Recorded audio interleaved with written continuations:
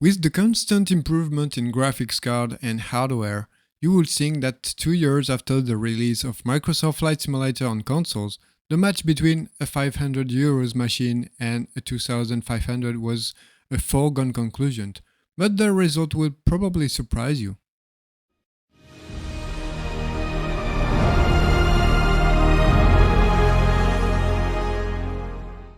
Hello Simmers, before making a comparison, I think we can fairly start by saying that Microsoft Flight Simulator is still the most impressive game on consoles, which says a lot about the quality of the game and Asobo's work.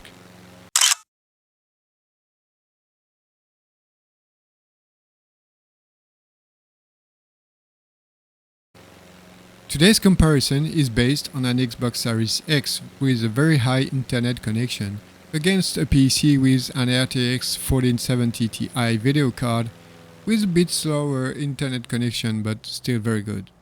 Now that the basics are in place, let's move on to the comparison. We know from Digital Foundry tests 2 years ago that the Xbox version is actually running at 1440p resolution upscaled by Asobo's TAA to 4K. So it's not native 4K as I can display it on PC. Does it make a difference? Well, I'll let you judge yourself here on the screen. On the left is a €500 console, on the right a machine that costs 5 times as much. So in my opinion, the Xbox rendered the game very well. And for your information, the Series S output at 1080p. But resolution isn't everything, of course, as the Xbox version of MSFS runs at 30 FPS, unless you have a screen that allows VRR, and that's the biggest technical difference between the two versions, apart from level of details, etc., which I'm going also to look at.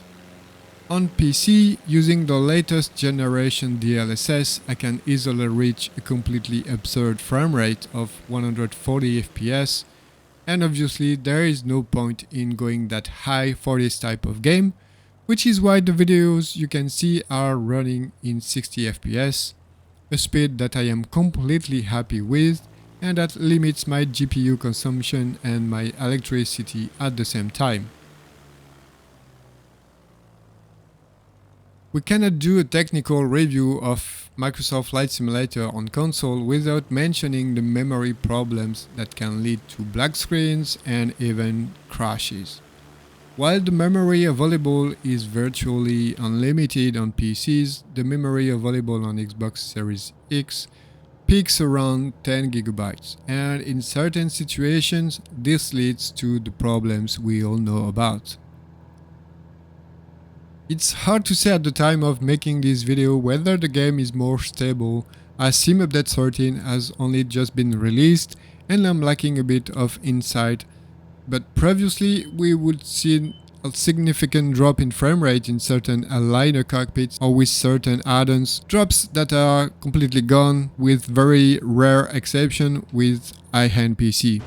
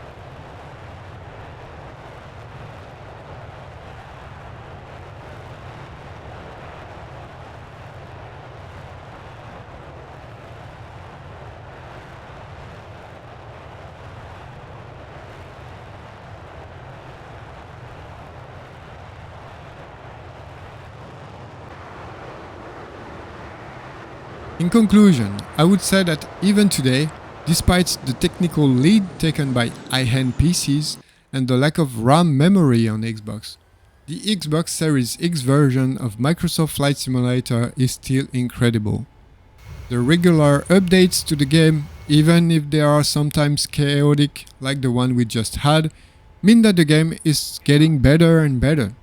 So yes, technically speaking, the Xbox comes out on the top when you consider its price. But the problem with Microsoft Flight Simulator on consoles is not just a technical one, and we will see about this in a future video. See you soon at the channel, have fun, bye bye.